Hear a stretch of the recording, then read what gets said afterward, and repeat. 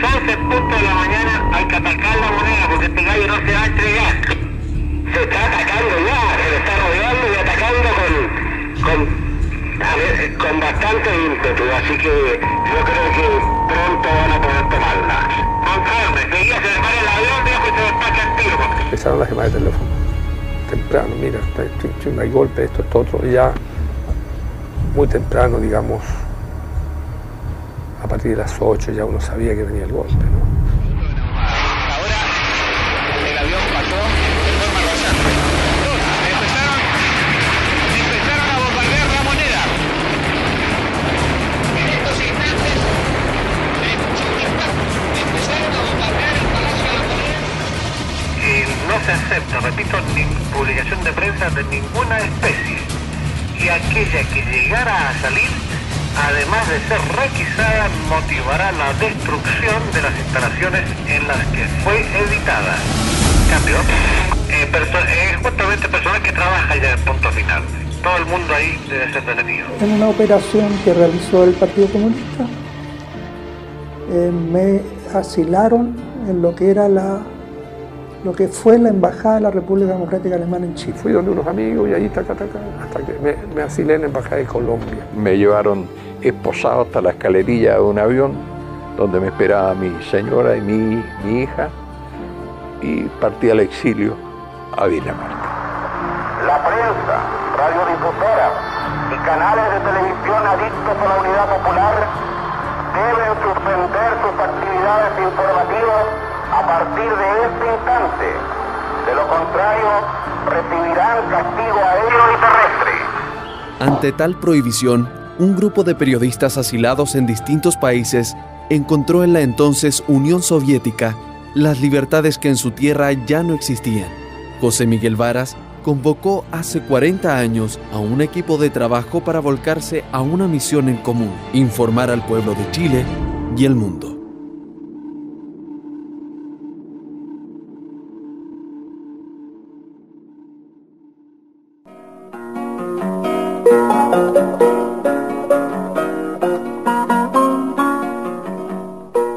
Escucha Chile. Las noticias que la Junta esconde y prohíbe. Lo que ocurre dentro de Chile y la voz de la solidaridad del mundo. Escucha Chile, un programa de Radio Moscú. Yo formé parte de ese colectivo, digamos, de ese grupo, o de ese proyecto, de ese esfuerzo por hablar sobre las cosas que estaban pasando en Chile después del 11 de septiembre. Yo sabía que yo iba a escuchar Chile. Yo, estando en la Embajada de Colombia, recibí un recado y dijeron: tú te vas a Moscú. José Miguel Varas llamaba por teléfono a nuestro domicilio en Dinamarca, y yo tenía preparada una información normalmente escrita a máquina de unas 2 carillas que duraba unos 10 minutos aproximadamente, y a veces alguna conversación adicional. Yo hacía un boletín que se llamaba, yo le puse Chile y el mundo, y en ese boletín condensaba todas las informaciones que llegaban, o gran parte, no, porque era mucha la información que llegaba por Telex en ese tiempo, por cable, por la radio, por cartas. Yo trabajaba con la información abierta, La trabajaba en base a las publicaciones que se hacían en Chile, interpretando las cosas los datos que salían. Y eso lo hice desde que estaba en la Embajada de la República Democrática Alemana. Básicamente lo primero que se informaba era de los crímenes, de la denuncia de las torturas. Luego se identificó a los principales torturadores, a los principales agentes de los aparatos de represión de la dictadura. Información sobre los conflictos entre las propias Fuerzas Armadas, que siempre pensábamos que eran mayor de lo que en definitiva eran. Después rápidamente se empezó a tener noción de los crímenes que se estaban cometiendo. Nos enteramos de la Caravana de la Muerte, que todavía no se llamó claramente así cuando nosotros lo escuchamos. El gobierno soviético financió el programa Escucha Chile, que lideraba José Miguel Varas y el ex senador Volodya Teitenbol. Las antenas transmisoras que hacían posible llegar la señal a través de la onda corta a territorio chileno traían consigo una serie de consignas antidictadura y denuncias para debilitar la imagen de Pinochet. Una de las primeras fue el aumento de sueldos que el gobierno en enero del 74 impuso a los ministros de la Corte Suprema, que según Varas y su equipo tenía un objetivo claro: comprar el silencio de la justicia para encubrir los crímenes de lesa humanidad. Después del golpe lo que hubo una reducción violenta de remuneraciones como mecanismo para enfrentar la inflación. Entonces ahí se recortaron violentamente las remuneraciones, pero se congelaron las remuneraciones. Entonces lo de la Corte Suprema fue un hecho aislado dentro de esa política. Que la dictadura de Pinochet haya elevado el sueldo en esa magnitud indica dos cosas. Primero, de que está pagando favores y está comprometiendo a quienes les pagan para, ¿cómo se llama?, para que les sirvan felices. No, yo creo que eso es una interpretación fruto del dogmatismo, nada más. No creo que responda a eso.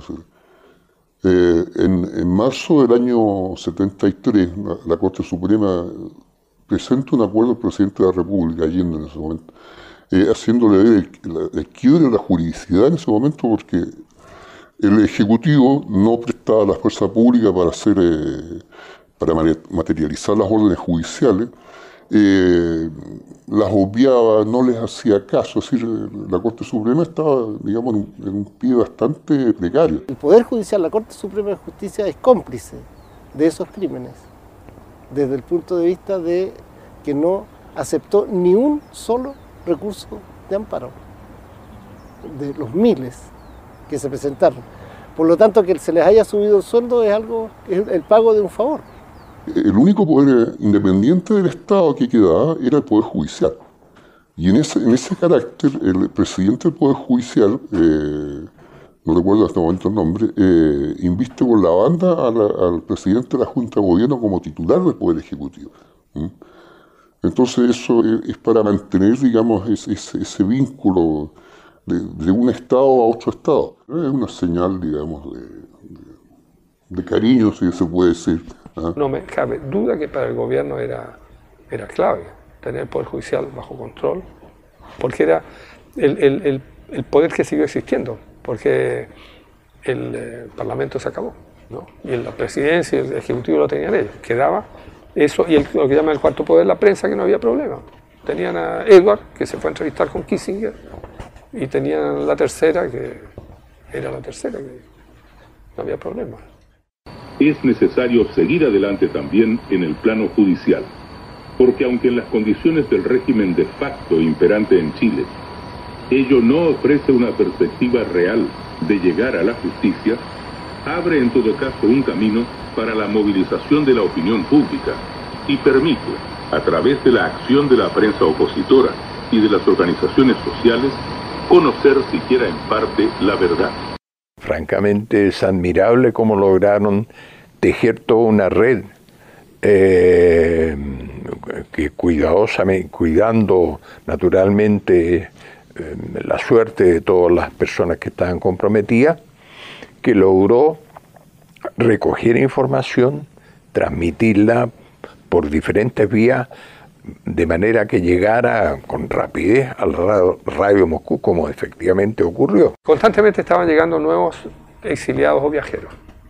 Gente salida de los campos de concentración, gente salida de las cárceles, o gente salida así nomás, pero que viajaban, que se iban, y entonces nos traían noticias de los campos de concentración, quiénes estaban, qué es lo que hacían, los torturadores. Nosotros fuimos haciendo la lista negra de los torturadores. Pero también en la cárcel, también en el campo de concentración, había gente que asumía la tarea y el riesgo para ellos de informarnos sobre lo que estaba pasando. La gente buscaba algún camino para hacérnoslo llegar. Sabían que tenía que llegar esa noticia, porque el momento que llegaba la noticia que una persona había sido secuestrada, la Radio Moscú le podía salvar la vida. y nosotros salvamos vidas. El programa radial Escucha Chile exponía la opinión de las autoridades internacionales opositoras al régimen militar de Chile, obedeciendo así a la orientación política de la Unión Soviética que dirigía los contenidos de Radio Moscú Internacional. Yo era militante, pero militaba y hacía vida política y actividad política desde el periodismo. Yo estaba de turno y me llama un compañero de Rumania y me dice, mira, llegó Clodomiro Almeida. Clodomiro Almeida está preso en Ritoque. Estaba con una serie de dirigentes. Yo pesco el teléfono y me comunico y aparece el Clodo, a quien yo conocía. Algo le digo yo, el asesinato de Allende. No, me dice, sí. Allende se suicidó. Nosotros hasta ese momento decíamos que Allende se había, y lo creíamos, que lo habían matado los milicos. No, si Salvador se suicidó, si eso ya lo sabemos, porque nosotros estábamos en Dawson, estaba el doctor Gijón y nos contó los detalles, él estaba al lado, Allende se suicidó. Bueno, yo me quedo con ese pastel entre las manos. Entonces, lo de el suicidio de Allende no lo puse, lo edité y lo saqué. Es indispensable que a la brevedad posible los médicos jefes del servicio de sanidad, del ejército, de la Armada y de las FACH, y el jefe del servicio médico de Carabineros, más el médico legista de Santiago, certifiquen la causa de la muerte del señor Allende, con el objeto de evitar que más adelante se nos pueda imputar por los políticos a las Fuerzas Armadas el haber sido los que provocaron su fallecimiento. Amnesty International estaba aportando a la lucha por la democracia en Chile, al condenar a la dictadura en Naciones Unidas, qué sé yo, o internacionalmente. Bueno, y ellos decían, pero esta gente es enemiga de la Unión Soviética, no le podemos dar espacio en una programación de la Radio Moscú, que es la radio del Estado soviético. Fue una contradicción que resolvimos favorablemente. Nosotros pudimos decir en el programa Escucha Chile que Amnesty International apoyaba la causa por la democratización en Chile. Lo pudimos decir. La Unión Soviética decía hacer un programa diario destinado al sector de izquierda para entregar su versión y sus órdenes de marcha. Es decir, ¿qué es lo que debía hacer el militante o el adherente de izquierda? Y en ese sentido cumplió para ellos una labor muy valiosa. Es decir, de cohesión, de sentir que tenían apoyo exterior, que en algún momento podía la situación cambiar o revertirse. Radio Moscú hacía toda una cosa política, no era solo noticias. Había los comentarios estables de ciertas personas, nosotros hacíamos comentarios. Radio Moscú era oficial, o sea, lo que decía Radio Moscú era la voz de la URSS. La Iglesia denuncia la explosiva cesantía, pide el regreso de los exiliados y respalda el derecho del pueblo a la actividad política. Organizaciones empresariales piden la cabeza de los Chicago Boys. Más y más voces piden la cabeza del propio Pinochet. Informaciones llegaban desde todos lados hasta los estudios de Radio Moscú. Muy pocas veces se entregó la identidad de las fuentes, pero muchos de los anónimos hicieron caer a Escucha Chile en acusaciones que simplemente no tenían sustento. Por ejemplo, en el año 1976, Augusto Pinochet designa al Chicago Boy Jorge Caguas como representante del país en Washington. El rumor de que el exministro estaba ligado a la mafia y gracias a ese vínculo se pudo ingresar sin contratiempos drogas y trata de personas a Chile, terminó por convencer a José Miguel Varas y hacer de este comentario sin confirmación una absoluta certeza. En relación con Caguas, no tengo ninguna información que me permita hacer esa afirmación. Es posible que alguien haya hecho esa denuncia en ese momento. En relación con la avenida, él puede haber facilitado, por ejemplo, la avenida de casinos a Chile y todas estas cosas. Ahora, todos sabemos que alrededor del casino hay droga, hay prostitución de alto nivel y todo ese tipo de materias, digamos. Pero yo no creo en nada en eso, ¿no? Nada. O sea, conociendo a Jorge Caguas también te diría lo más probable es que nada que ver, ¿no? Pero de hecho nunca llegaron los casinos acá, pues, no. es pura música, ¿no? Siempre sacábamos las informaciones en la radio de manera oportuna, de manera real, o sea, de manera efectiva y verdadera. No creo que hayamos dicho mentiras por la radio. Nosotros le echábamos con loya, ¿eh? Le echábamos y sacábamos muchas extrapolaciones. Pero Caguas es más detestable, yo creo, por otras cosas. Es más detestable por la política económica que él propició. Pero están equivocados, ¿verdad? Si uno mira los datos con frialdad, lo que ve que un sistema como este te permite crecer, te permite que la gente pobre salga de la pobreza mucho más rápido que con cualquier otro. Entonces por eso me da tanta pena cuando hay gente precisamente como este caballero, y hay muchos de esos, ¿no? Y que yo creo que lo dicen de buena fe, o sea, yo no tengo ningún problema con eso. Si él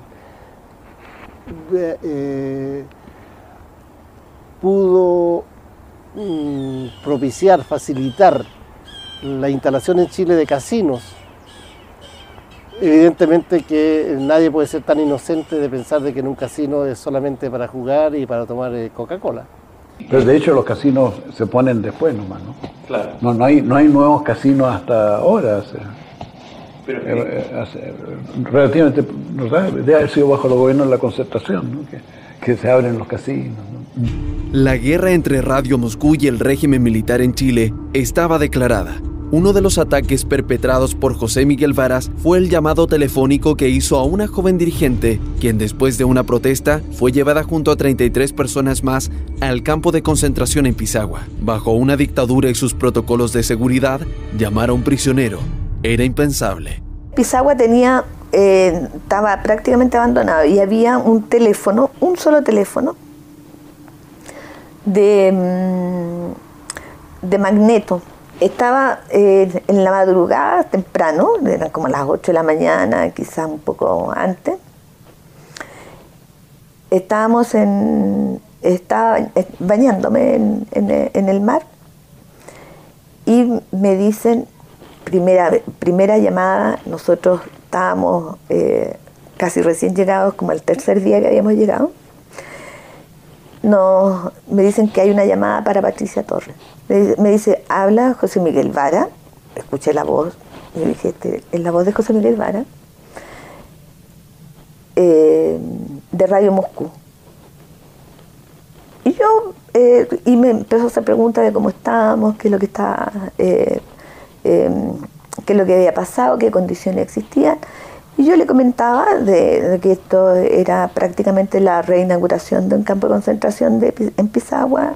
Le comenté sobre las personas que estábamos ahí, que éramos un grupo de 34 personas, 9 habíamos sido detenidos en la CNI, habíamos sido duramente torturados, otros que venían de la protesta.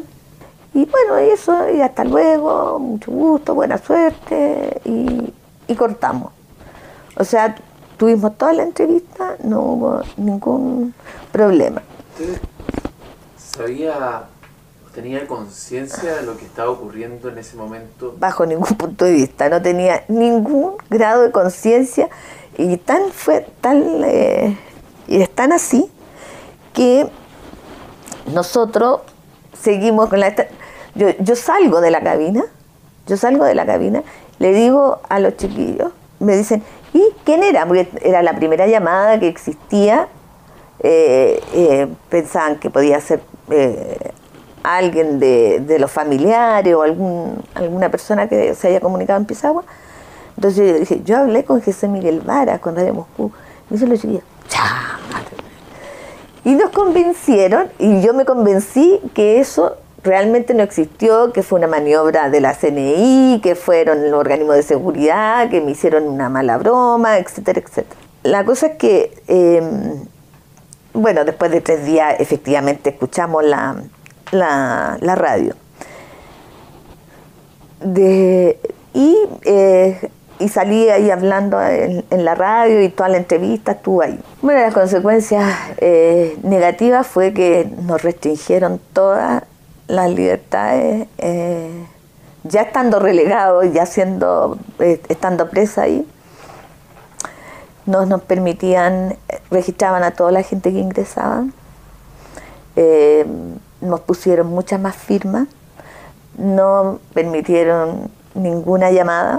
Estas medidas para contrarrestar a Radio Moscú no fueron las primeras ni las únicas. Augusto Pinochet sintió como un estorbo el programa desde sus inicios y hasta el final de sus emisiones. Incluso, en la discusión de la ley de prensa que hoy rige en Chile, el programa fue citado. El régimen realizó acciones en todo ámbito para aplacar a la oposición y Escucha Chile siempre fue parte de esa agenda. Cuando a mí me nombran ministro, el presidente Pinochet, yo le digo, bueno, ¿qué es lo que quiere que haga? Entonces me dice, mire, usted preocúpese de hacer lo que es mejor para Chile. ¿También? Haga lo que es mejor para Chile. Pero yo le dije, oiga, pero algunas cosas que a mí me gustaría hacer le van a producir muchos problemas políticos. Bueno, déjenme a mí eso. Usted preocúpese de que haga lo mejor para Chile. La verdad es que ellos hicieron esfuerzos por impedir la recepción de la radio en Chile. Primero intentaron tratar de ubicar dónde se escuchaba. Era una estupidez porque cualquier radio de onda corta, y en ese tiempo había muchas radios de onda corta, o casi todas las radios tenían onda corta, entonces no se podía evitarlo. El gobierno decidió que la Radio Nacional, que era la emisora más potente, creo que en ese momento transmitía con 100 kilos, transmitiese en onda corta en varios idiomas para poder contrarrestar esta campaña que la Unión Soviética había desatado, es decir, a nivel global. Pero dirigiéndose hacia los rusos, en idioma ruso. Perfecto. Era una contrapropaganda. La intervención militar fue muy mal vista en el exterior, en Europa principalmente.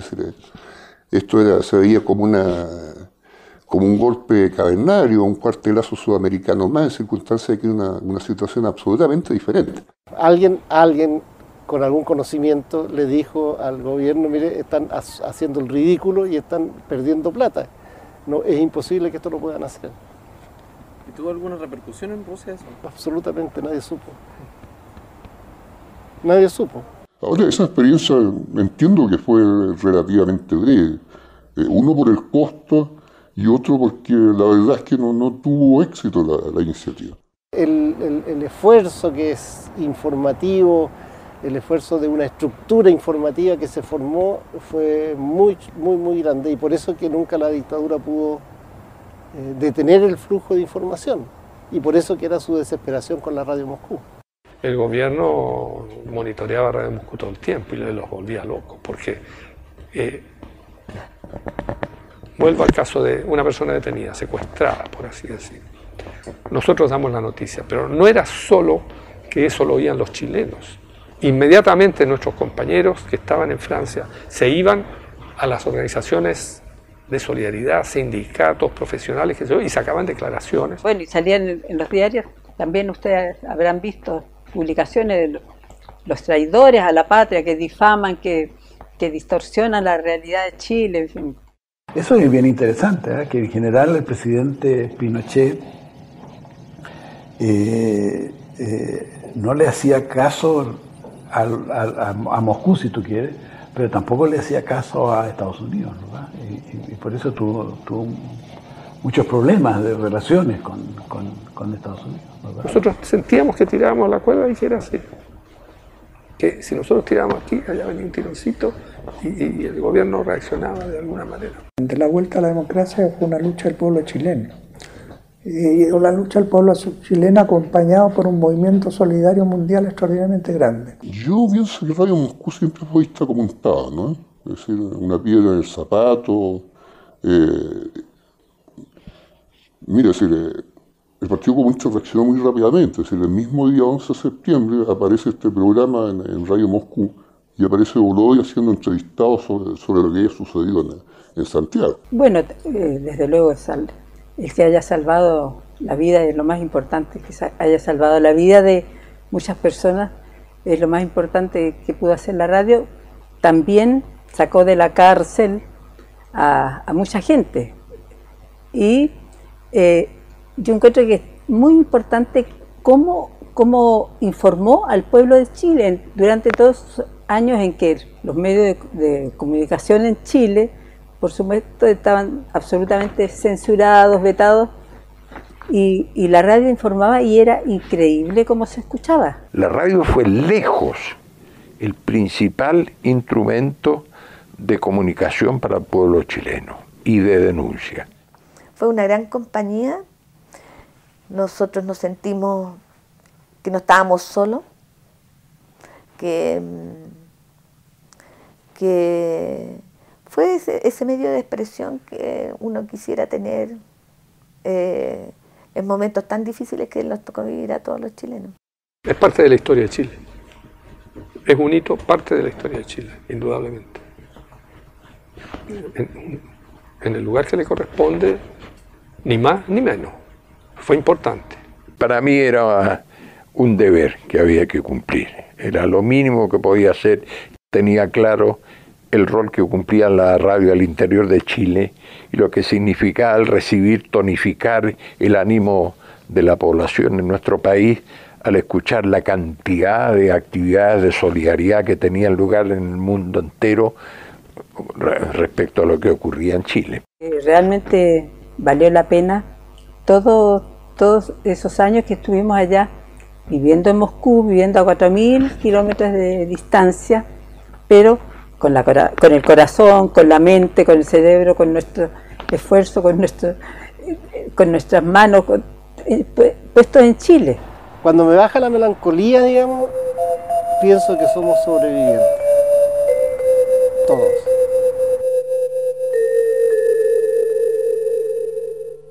La agencia Orbe informó desde Santiago que en la noche del martes al miércoles la Policía de Investigaciones detuvo a 397 personas. La Federación Sindical Mundial llamó a todos los trabajadores y sindicatos de los países que integran el llamado Club de París, acreedores de la deuda externa chilena, a exigir de sus respectivos gobiernos que no den facilidades de pago a la dictadura fascista de Pinochet.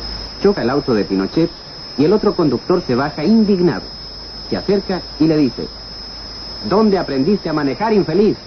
Mira cómo me dejaste el auto. Pinochet responde: tenga cuidado con lo que dice. Usted está hablando con el general Pinochet. Esto le puede costar muy caro.